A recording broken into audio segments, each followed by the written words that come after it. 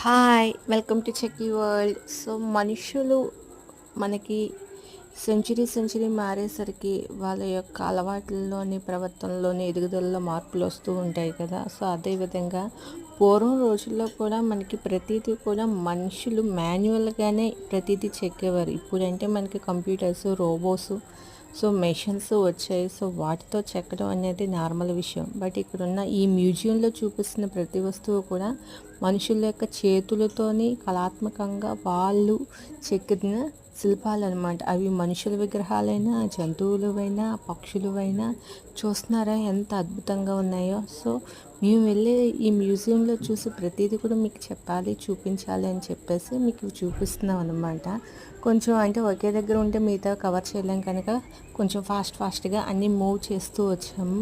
మీరైతే చూడొచ్చు ఇందులో ఒక్కొక్క దాన్ని కూడా మీకు ఒక అడవి ఉందనుకో, అడవిలో ఎలా ఉంటాయి అనేది ఒక కళాత్మకంగా అప్పట్లోనే చెక్కి ఉన్నవి. సో, అవి కూడా మీరు చూస్తున్నారు. పక్షులను చూస్తారు, మనుషులను చూస్తారు.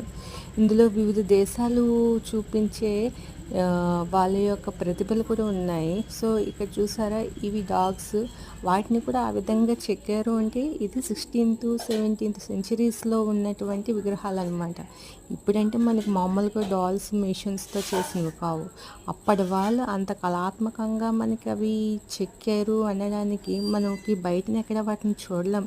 ఇలాంటి జ్ఞాపకాలని భద్రపరిచి ఇలాంటి మ్యూజియంలో అయితేనే మనకి ఇలాంటి కళలను మనం చూడగలం అనమాట.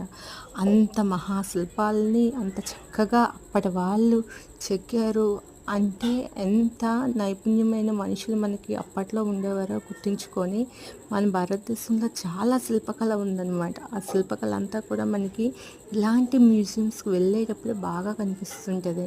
ఇందులోని మన బుద్ధుని విగ్రహాలు కూడా కనిపిస్తాయి. సో, బుద్ధుని విగ్రహాలు కూడా ఎంతో చక్కగా చాలా బాగా చెక్కినవి కూడా ఉన్నాయన్నమాట. అంటే అప్పటి సెంచరీస్‌లో వాళ్ళు అంత బాగా నైపుణ్యంగా ఉన్నారు అంటే అది చాలా గ్రేట్. అలాంటివి ఇప్పుడు మనం చూసుకుంటూ జ్ఞాపకాలను ఎగరవేసుకోవడానికి, చరిత్రను తెలుసుకోవడానికి ఈ మ్యూజియం చాలా ఉపయోగపడుతుంది. ఒక వ్యూయర్ సబ్స్క్రైబ్ ప్లీజ్.